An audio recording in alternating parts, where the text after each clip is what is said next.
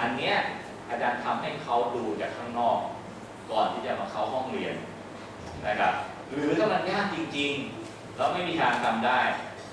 นะครับอาจารย์ก็ต้องใช้เซตวิชานี้ทำอยู่อาจจะประมาณเดือนหนึ่งอะไรแบบนี้เป็นเซตวิชาเพื่อสร้างดักแด้ตัวเนี้ยให้เขาเมคชัวร์เขาได้ดักแด้แน่ๆเลยนะครับแต่อย่าใช้เกิน 10% นะครับแต่ตัวเลขนี้ไม่รู้นะมันปรับได้นะแต่ถ้าเกิดวิชาไหนยากๆเนี่ยมันอาจจะค่อยๆแวรี่แต่ยังไงก็ตามพาร์ทนี้จะต้องเยอะที่สุดเพราะไม่งั้นอาจารย์ไม่มีทางทำให้เขาเรียนได้นะครับตัวหลังนี่ต้องมากที่สุดนะตัวนี้ถ้าใช้ตัวนี้มากที่สุดเนี่ยกับรองมันไม่เรียนแน่นะครับ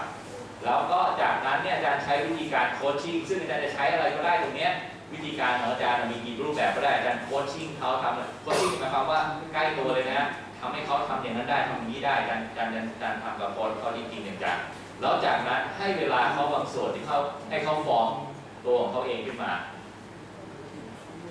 จะต้องยอมรับสิ่งที่เขาฟอร์มขึ้นมานะครับวันนี้เราตัดสินผลจากการที่เขาออกมาเป็นโปรดักต์แล้วเ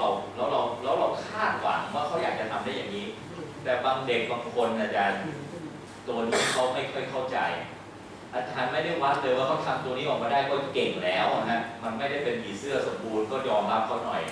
แต่เขาเนี่ยพัฒนาขนาดไหนที่ผมบอกไงแพทเทิร์นมันอาจจะไม่เหมือนอย่างที่เราคาดหวังแต่เขาได้แพทเทิร์นที่เขาพัฒนามากก็อาจจะต้องยอมรับเขาแต่ถ้ามันยังไม่ถึงที่อาจารย์ต้องการแสดงว่าต้องใช้เวลามากขึ้นและระบบการศึกษาแบบนี้ connecting the dots เวลาต้องไม่ใช่ตัวแปรที่สำคัญมาบอกว่าต้องเรียนจบภายใน1 ปีหรือ4 ปีถ้าอาจารย์ต้องการให้เขา competent อาจจะต้อง4 ปีก็ได้5 ปีก็ได้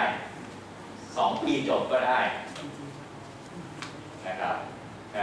ะตรงนี้แต่แม้ไอ้ตัวที่เมื่อกี้ดักแด้เนี่ยหมายถึงว่าเป็น intellectual skill ที่อาจารย์ต้องพยายามฝึกเขาหรือยังไงก็ต้องมีตัวนี้นะครับจากนั้นเนี่ยอาจารย์ต้องนะครับไอ้ตัวเนี้ย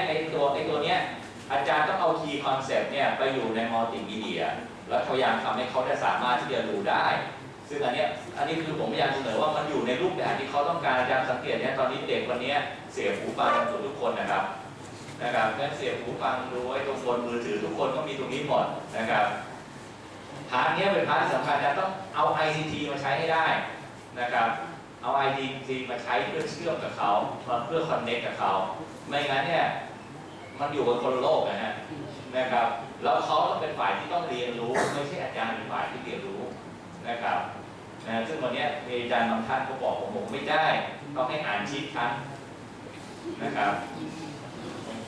ผมบอกอาจารย์ว่าอาจารย์เขียนชีทใหม่ได้ไหมผมหาเด็กช่วยอาจารย์ช่วยบอกคอนเซ็ปต์มาหน่อยเดี๋ยวผมหาเด็กทำมัลติมีเดียให้เดี๋ยวหาเด็กทำการ์ตูนให้อาจารย์ช่วยเล่าคอนเซ็ปต์มาหน่อยว่ามันหมายความว่ายังไงนะครับเพื่อให้สามารถสร้างวิดีโอขนาดกระชับไม่เกิน10 นาทีเพราะอาจารย์จะดูว่า YouTube ดูจริงจะไม่เกิน10 นาทีเพราะมันจะแค่ชิ้นชั้นเด็ดแต่ถ้าอาจารย์ลองดูจริงๆมันมีคอนเซ็ปต์จากบ้านเราเนี่ยนะครับก่อนมีเขามหาวิทยาลัยให้ทำหนังอะไรสักอย่างหนึ่งเนี่ยทีมโฆษณามาคุยกับผมเขาให้ผมวิจารณ์ตรงถึงผมอยากให้ผมวิจารณ์ได้ป่ะนะครับบ้านเราชอบใช้คำพูดเป็นตัวสื่อภาพเนี่ยเป็นกระโดดโลดเต้นไปเรื่อยไม่มีความหมายเลยสำหรับผมเนี่ยบอกว่าอย่างนี้ผมไม่กล้าคุณทำภาพยนตร์หรอกผมให้คุณอัดเทปมาแล้วพูดให้ผมฟังแล้วลองผมฟังได้ดีเพราะว่าคุณแค่พูดทั้งนั้นเลยภาพมันเห็นมันเกี่ยวกับคำพูดเลยนะครับภาพกระโดดโลดเต้นไปตามเรื่องนะครับผมอยากให้ภาพที่ตูมเดียวเห็นแล้วเข้าใจเลยอย่างหนังอย่างไทยประกันชีวิตอาจารย์ดูสินะไม่ต้องพูดมากเลยอาจารย์ต้องพยายามทำคอนเซ็ปต์แบบนั้นแต่ไม่ใช่อะไรไม่ใช่เป็นหนังนะครับเราหรือเปล่าไหมอาจารย์ทำอะไรบางอย่างที่มันแคชอัพได้ขนาดนั้นนะถ้ามันแคชได้ปั๊บมันจะเกิดไซแนปขึ้นในหัวทันทีเลยแล้วมันจะไปตูมทันทีอาจารย์จะยิงตัวนี้ต่อไปได้นะครับแต่ว่าอาจจะต้องยิงในคอนเทกต์ของเขานะครับผมเคยได้ยินอาจารย์อีกที่หนึ่งอาจารย์พยายามจะสอนเรื่องสมาร์ทการ์ดแล้วอาจารย์พยายามให้ไอ้เทคบุ๊กมันเขียนเก่าแล้วสมาร์ทการ์ดมันใช้ในไลบรารีไอเด็กรุ่นนี้มันเดินรูดรถไฟฟ้ามาประจำเลยอาจารย์ไม่เคยพูดถึงรถไฟฟ้าเลยไม่เคยพูดถึงบัตร ATM เลยอาจารย์จะให้ไปรูดไอ้ไลบรารีแล้วให้เด็กไปเข้าไลบรารีผมอาจารย์ลองมาเด็กไม่สนใจแน่อาจารย์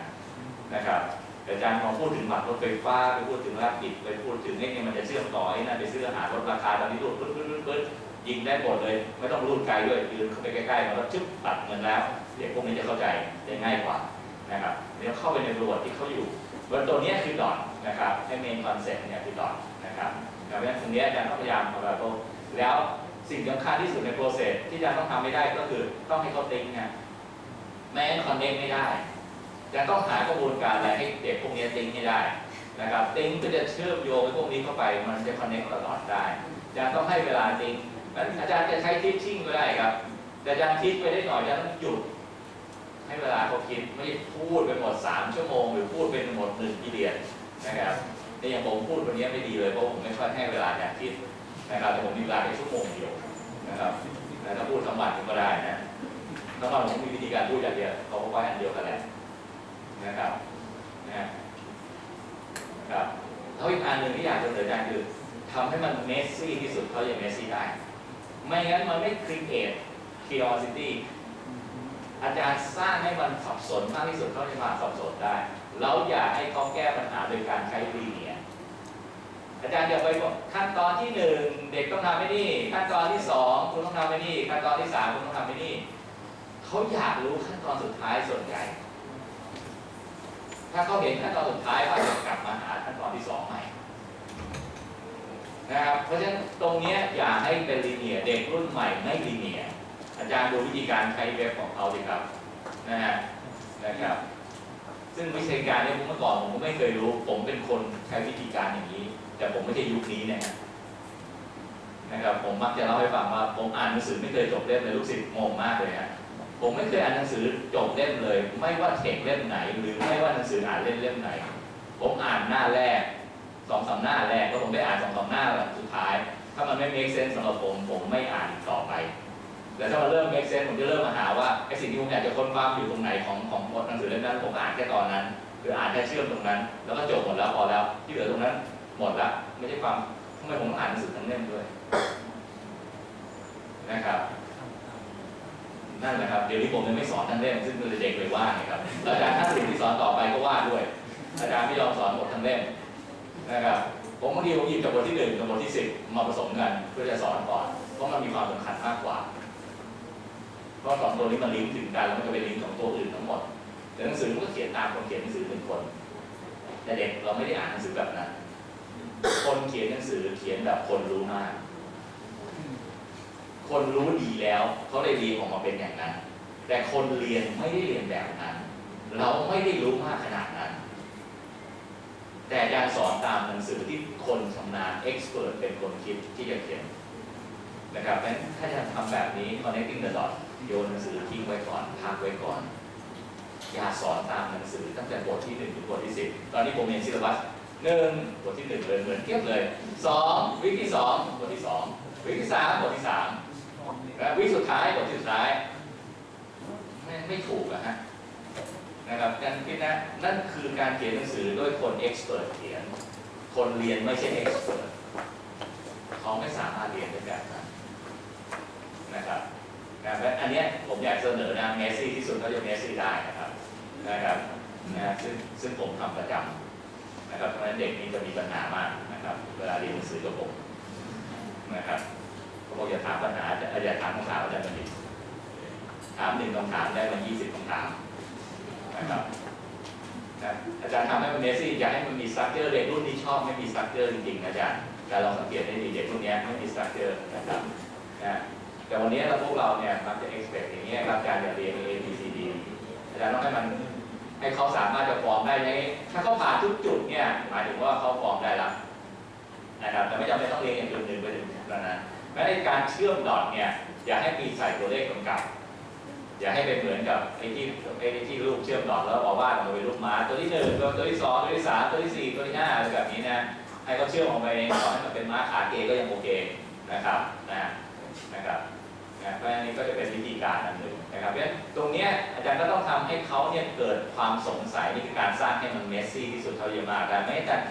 คิดได้ curiosity ไม่ได้ความสงสัยอยากรู้อยากถามแต่ต้องอยู่ในเซนส์ของเขานะครับต้องอยู่ในเซนส์ของเขาวันนี้อาจารย์อาจจะต้องดูดีๆว่าวันนี้เนี่ยเรื่องอะไรที่เด็กสนใจมากแล้วอาจารย์หยิบเรื่องนั้นเข้ามาถ้าวันนี้หนังเรื่องนี้เด็กกำลังคิดละครเรื่องนี้กำลังคิดการหยิบเข้ามาพยายามใส่กับแมทได้พยายามรีบใส่เข้าไปนะครับเอาละครกับแมทมาต่อกัน นะครับอันนี้ผมเรียนรู้จากลูกศิษย์ผมที่เป็น TA นะวิชาผมเป็นแมทผมตั้งโจทย์อะไรเป็นแมททุกทีนะครับแต่ลูกศิษย์ที่มาเป็น TA ตั้งโจทย์เรื่องของความรักมันก็เมคเซนส์นะผมนั่งฟังดูมันก็เมคเซนส์จริงๆนะครับลูกศิษย์ใกล้กับลูกศิษย์แล้วไอ้ความรักเนี่ยเด็กดีเบตกันมากกว่าไอ้ตัวเลขหนังสือไอ้ที่ผมตั้งอีกนะครับแล้วก็เข้าแก๊ปด้วยนะครับเข้าแก๊ปได้คำตอบที่ผมอยากได้ด้วยโดยที่ไม่ต้องตั้งเป็นตัวเลขนะครับแล้วก็ได้คำตอบใหม่ๆด้วยนะครับแต่แม้อันนี้การต้อง create curiosity ทำให้เขาเกิด collaboration แล้วทำให้เขา communicate กันให้ได้นะครับแล้วให้เขาแชร์นะครับเพื่อให้เขาเรียนให้ได้นะครับเพราะฉะนั้นอันนี้ก็จะเป็นสิ่งที่จะต้องพยายามทำในห้องเรียนก็จะต้องมี forming ลักษณะแบบนี้แล้วตอนนี้ไอ้ connect กันเนี่ยก็ connect กันนะครับแล้วท้ายที่สุดเนี่ยจะต้องให้เขา take away ให้เขา take away something ออกไปทุกคนต้องได้อะไรกลับมาทุกคนเป็นผีเสื้อหมดเป็นผีเสื้อยังไงก็ได้ให้เขา take away something ออกไปให้เขารู้วันนี้เราสอนอะไรเขาแล้วเขาได้อะไรออกไปเอาห้องนะครับอย่าให้เขาเดินออกไปเลยที่บอกว่าไม่รู้เรื่องเลยวันนี้การสอนอะไรไม่รู้นะครับพวกครูรีวันนี้จะได้อะไรไปนะอย่างนั้นตอนนี้ทิ้งสอนตัวอย่างนี้นะครับนะครับแล้วอีกอันที่สำคัญก็คือ connect กับ real life ถึงแม้รูปนี้ผมเอามาเนี่ยแต่ความหมายในที่นี้ไม่ได้หมายความว่าเป็น real life ของ ICT แต่ผมอยากจะบอกอาจารย์ว่าไอ้ real life ของเขาเนี่ยมันเป็น ICT ด้วยอาจารย์อยากให้ real life ของเขาเนี่ยมันอยู่กับชนบทอย่างเดียวอยู่กับสังคมอย่างเดียวที่มันเขาไม่เห็นอะไรบางอย่างนะครับแต่ตรงนี้เนี่ยถ้าอาจารย์ได้ real life หรือได้ตัว practical problem มาเท่าไหร่เนี่ยเด็กจะเข้าถึงมากกว่านั้นมากกว่าตัวที่จะเป็น problem แบบหนังสือนะครับเพราะฉะนั้นตรงนี้เนี่ยตอนที่ให้เขามี experience ตอนช่วง 70% เนี่ยพยายามจะ formulate problem ที่ใกล้ตัวเขามากที่สุดนะครับอันนี้แล้วตรงนี้เนี่ยไอ้ตรง connect เนี่ยอะไรตอนนี้ผมมีเรื่องจะพูดเนี่ยเอาไว้ในเยอะนะครับหมายความว่าต่อไปนี้โลกของการสอนแบบ connecting the dots เนี่ยไม่ได้อยู่เฉพาะห้องเรียนไม่ได้อยู่เฉพาะอาจารย์กับเราหรือว่าเด็กกับเด็กนะครับหรือว่าอาจารย์กับอาจารย์ทั้งหมดเนี่ยมันหมายถึงว่าที่เรากำลังจะทำเนี่ยการทำสถานกิจศึกษาทำอะไรเนี่ยทำไมมันอยู่ฟอร์มเดียวกันหมดทั้งหมดไม่ได้อาจารย์เรียกว่าการเรียนการสอนต่อไปนี้จะต้องมีอย่างนี้หมดนะครับออกไปอยู่กับบริษัทอยู่กับข้างในข้างนอกออกไปชนบทออกไปหมดทำให้มันเป็นอันเดียวกันให้หมดเลยไม่ต้องมาเรียกสหกิจต้องมีรูปแบบแบบนี้จบปี 3ไปแล้วต้องกี่หน่วยกิจมีเท่านี้หน่วยกิจแล้วต้องเดินออกไปต้องไปอยู่ตรงนั้น3 เดือนอยู่2 อาทิตย์ไม่ได้ไม่เรียกสหกิจนะครับเพราะฉะนั้นเนี่ยการทำให้เขา achieve ไม่ได้นี่คือประเด็นที่สำคัญที่สุดทำให้เมื่อจบการเรียนนี่คือสิ่งที่เขา take away เพราะฉะนั้นผมคิดว่านี่คือการเรียนการสอนยุคใหม่ที่น่าจะเอาไปใช้รู้เว้นไหมไม่รู้แต่ผมสั่งมาหมดจากทุกทฤษฎีให้อาจารย์ออกมาเป็นทฤษฎีที่ผมคิดว่ามันน่าจะเป็นประโยชน์ต่อกันเราเชื่อมต่อถึงกันหมดนะครับก็ตามเวลาพอดีนะครับ